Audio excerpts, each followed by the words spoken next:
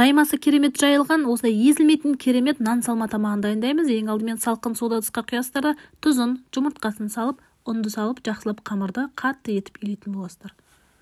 Енді подливасын дайындаймыз. Подливасына барлық затты 4-5 рет турап шығасыздар да қызып тұрған майдың үстіне етті саласыздар.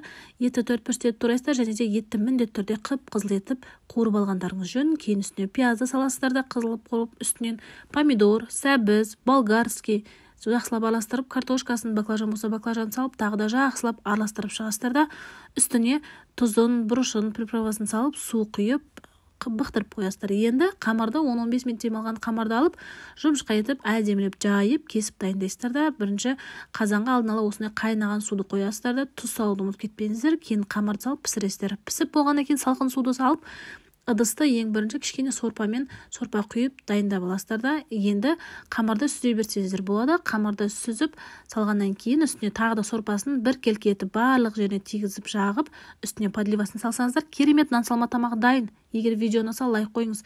Алда тағы да осындай керемет барбадос сиропымен лимонад дайындайтын боламыз. Жазда немесе осы ораза айында шөлді басады нағыз. Ең алдымен апельсин қажет болады. Апельсин болмаса мандарин де бола береді.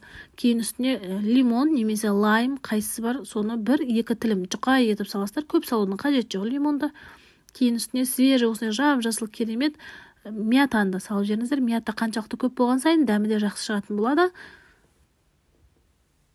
Енді үстіне сарыағаш минеральная вода құясыздар. Негізі минералкамен жасайтын болсаңыздар, біраз қасық шекер қосып жібересіздер. Кейін үстіне мангоның сиропы. Сіздер кез келген құлпынай, лимон, мохито, лайм, кез келген сироп жасай бересіздер. 4 ас қасық көлемінде 1,5 литрлік графинге құйдым. Сіздер сарыағаштың орнына спрайт қолдансаңыздар болады. Спрайт қосатын болсаңыздар, шекер қосудың қажет жоқ. Бір араластырсаңыздар, осындай керемет салқын сусын дайын. Міндетті түрде жасап көріңіздер және де каналға лайк қойыңыз. Салат қызылшаны қайнатып, жұрқаға өткізесіздер де үстіне анарды саласыздар. Анар салмасаңыздар болады, бірақ анармен керемет дәмі үйлесетін болады. Мейізді үлкен-үлкен қылып салсаңыздар болады, немесе майдалап турайсыздар. Жаңғақты міндетті түрде майдалап турап саласыздар.